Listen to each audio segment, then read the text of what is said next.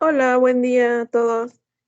A continuación les presentaré un conjunto de infografías sobre la suma de un sistema de fuerzas. Ok, bueno, esta es mi portada. Pues es la universidad, la facultad, el colegio, la materia que es metrología, el nombre de su servidora Tello Hernández María del Carmen, el catedrático también. Ok, suma de un sistema de fuerzas coplanares. Vamos a ver primero la introducción. Cuando una fuerza se descompone en dos componentes a lo largo de los ejes X y Y, dichas componentes suelen denominarse componentes rectangulares. Para el trabajo analítico, podemos representar estas componentes en una de dos formas, mediante notación escalar o por notación vectorial cartesiana. Ok, pues primero veremos la notación escalar. Las componentes rectangulares de la fuerza F se encuentran con la ley del paralelogramo F igual F de X más F de Y. Como forman un triángulo rectángulo, sus magnitudes se pueden determinar a partir de Fx igual F, o sea, la fuerza, por el coseno del ángulo θ, que aquí se ve en la imagen. Ese es el vector F, la componente en X y la componente en Y.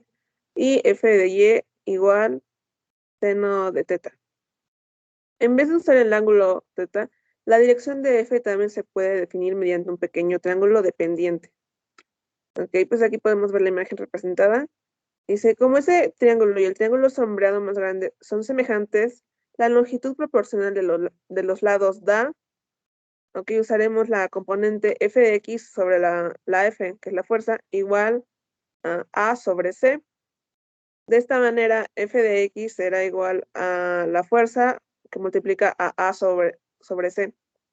Y para la componente en y, sería f en y sobre f igual b sobre c.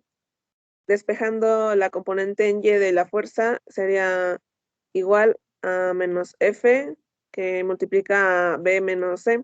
Este menos da a entender que el vector se ubica en dirección hacia abajo, como acá se muestra.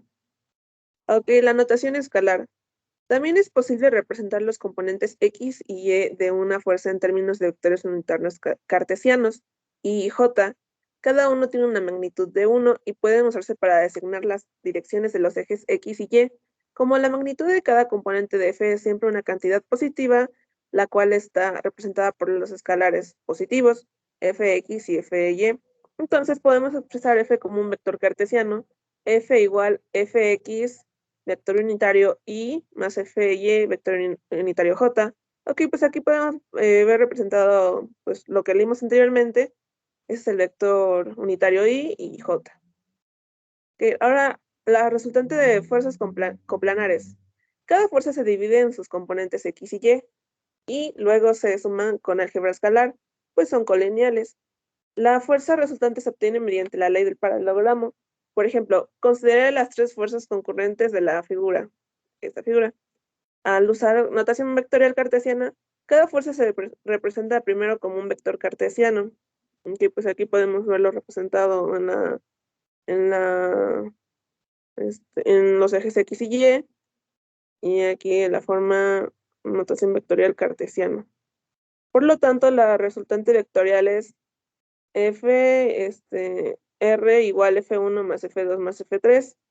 Aquí vamos a hacer más grande. Y bueno, aquí está todo el procedimiento, en lo que resultaría que es FRX, que multiplica el vector Y, más FRY por J. En notación escalar, entonces tenemos, bueno, estos, y representación en forma simbólica de la componente de la fuerza resultante, quedaría como FR de X, el componente X, es igual a la sumatoria de la fuerza X, y FRY es igual a la sumatoria de F de Y. Una vez con las componentes, pueden bosquejarse. La fuerza resultante se determina con base en su suma vectorial y la magnitud de Fr por el teorema de Pitágoras. Aquí lo podemos observar. El ángulo θ que especifica la dirección de la fuerza resultante se determina por trigonometría. Aquí podemos usar que utilizamos la tangente inversa de FRY sobre FRX, eso en valor absoluto. Ahora, los puntos importantes. La resultante de varias fuerzas coplaneras puede determinarse fácilmente si se establece un sistema coordenado X y las fuerzas se descomponen a lo largo de los ejes. La dirección de cada fuerza está especificada por el ángulo que forma su línea de acción con uno de los ejes, o por medio de un triángulo dependiente.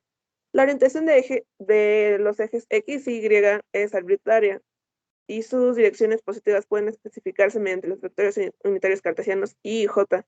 Las componentes X y Y de la fuerza resultante son simplemente la suma algebraica de los componentes de todas las fuerzas coplanares. En la magnitud de la fuerza resultante se determina mediante el teorema de Pitágoras, y cuando los componentes se bosquejan sobre los ejes X y Y, la dirección puede determinarse por trigonometría. Ok, eso sería todo. Muchísimas gracias. Hasta luego.